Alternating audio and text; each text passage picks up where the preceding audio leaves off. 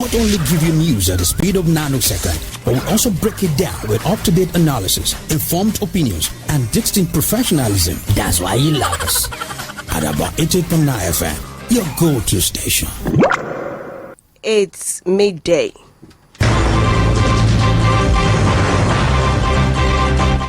Good afternoon. I'm Adeola Adekunle with Global News. In the news, popular Cameroonian journalist found dead days after disappearance.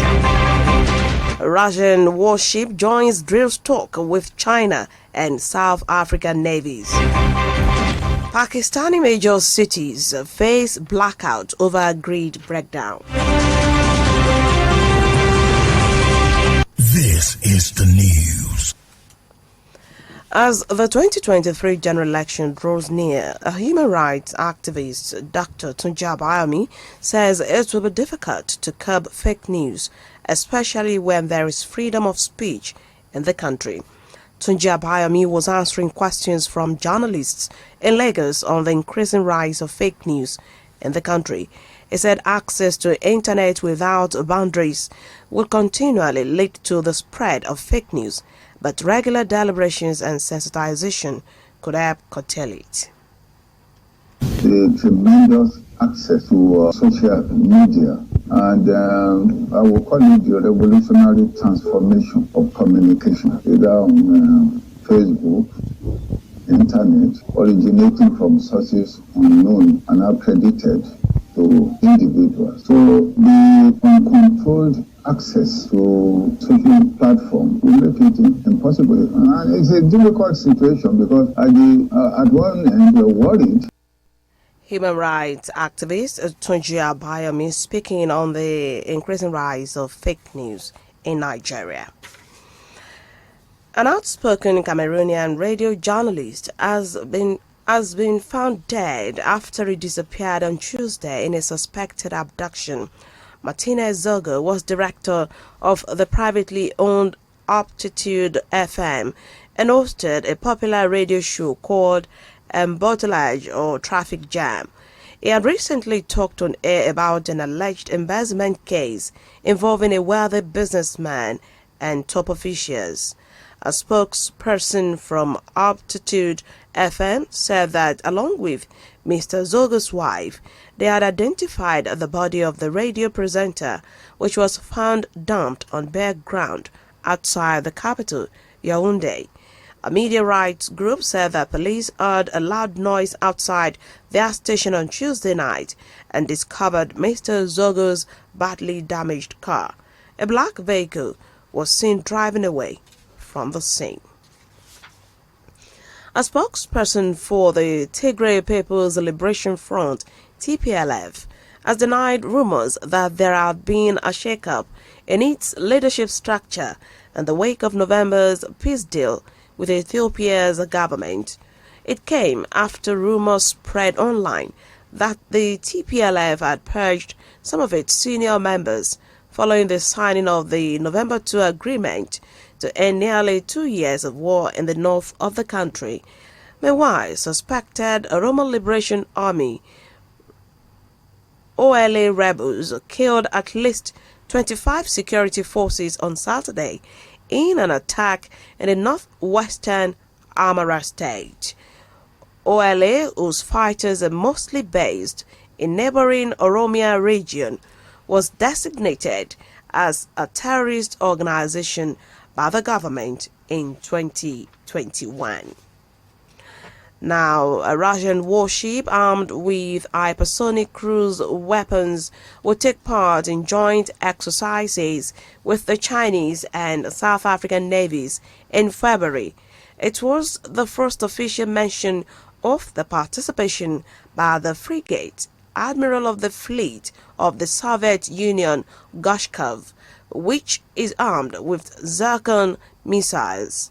On Thursday, South Africa's military announced it will next month hold joint military drills with Russia and China off its coast. The drills will run for 10 days from February the 17th to February the 27th in the port city of Durban, and Richards Bay. The aim is to share operational skills and knowledge.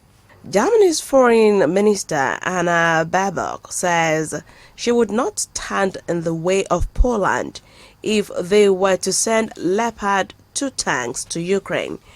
Ukraine has called on the West to provide the German-made tanks, which they say will help them defeat Russia. But Germany is yet to provide the armored vehicles, and its export laws prevent other countries from sending theirs.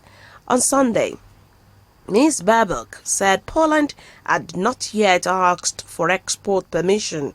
Last week, Poland's Prime Minister Mateusz Morawiecki said the country was ready to provide 14 Leopard 2 tanks to Kiev if Berlin permitted them to do so. The Leopard 2 tanks were specifically designed to compete with the Russian T-90 tanks, which are being used in the invasion. There are believed to be more than 2,000 of them worldwide, and Ukraine President Volodymyr Zelensky said about 300 of them would help ensure a Russian defeat. California police have identified the gunman suspected of killing 10 people in a ballroom dance studio near Los Angeles as Wu Can-tran, who was later found dead in a white van. He had a self-inflicted gunshot wound and was declared dead at the scene. That's according to La County Sheriff Robert Luna. Celebrations for Lunar New Year had been underway in Monterey Park, known for its large Asian population. Police do not yet know the motive. 10 people were wounded in the shooting and 7 are still in hospital, some in a critical condition, the sheriff said at a news conference on Sunday afternoon in Monterey Park. Pakistan suffered a huge power cut early on Monday following a breakdown in its national electricity grid. The Energy Ministry said power was out in all the country's major cities, including the biggest city, Karachi, the capital, Islamabad, as well as Lahore and Peshawar. Power Minister Khurram Dastagiri said the grid failure followed a frequency variation in southern Pakistan. He insisted this was not a major crisis and power would be back soon. Thailand says tourist numbers jumped last year as coronavirus restrictions were eased but remained way below pre-pandemic levels. The Southeast Asia holiday destination saw 11.81 million tourists in 2022, up from just 400,000 the previous year. The Tourism Authority of Thailand also forecasts that figure will be more than double to 25 million this year. However, those figures are still much lower than the record 39.8 million tourists Thailand saw in 2019. The country is set to start charging overseas visitors $9.20 each from the start of June. Thailand now has a target to increase tourist numbers to 80 million a year by 2027. Now sports. Arsenal manager Mikel Arteta says it was a beautiful moment when Eddie Nketiah grabbed a dramatic late winner against Manchester United. The game looked like it was heading for a 2-2 draw after Lisandro Martinez equalized for Erik ten Hag's side. But Nketiah, who also scored in the first half, netted in the 90th minute to keep the Gunners 5 points clear at the top of the Premier League. With the pressure on Arsenal following Manchester City's 3-0 victory over Wolverhampton Wanderers earlier on Sunday, Nketiah's winning goal from close range was met by rapturous scenes inside the Emirates Stadium. They had to wait for confirmation they had secured all 3 points. However, following a video assistant referee check to determine whether or not Nketiah was onside, Arteta admitted even he was not sure whether the crucial goal would be given. Marcus Rashford gave the visitors the lead on 17 minutes with a sensational strike before Nketiah drilled the home side level shortly after. Bukayo Saka then put Arsenal ahead early in the second half, and while it seemed the points would be shared following Martinez's headed goal, Arteta felt confident his team had the mentality to succeed. Still in sport, Magda Linette reached her first Grand Slam quarterfinal at the age of 30 with a shock defeat of 4th seed Caroline Garcia at the Australian Open. Poland's Linette, ranked 45th in the world, won 7-6, 6-4 against Frances Garcia, who became the latest seed to fall in Melbourne.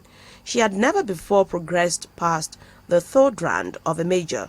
Garcia had avoided an upset in the third round in a 2-hour battle with Laura Siegemund and opened the first set against Linette with a break to take a free love lead. But erratic play allowed Linette to fight back, and when Garcia was serving for the first set at 5-4, Linette got the vital break back on her second attempt. Linette, who made just 8 unforced errors in the entire set, took the tie-break with ease before serving out the match after getting the break at 4-4 in the second set. Elsewhere, 5th seed Arena Sabalenka reached her first Australian Open quarterfinal with a 7-5, 6-2 win over Switzerland's Belinda Bencic. Belarusian Sabalenka is yet to drop a set at Melbourne Park this year, while both she and 12th seed Bencic were on 7-match unbeaten runs coming into the 4th round.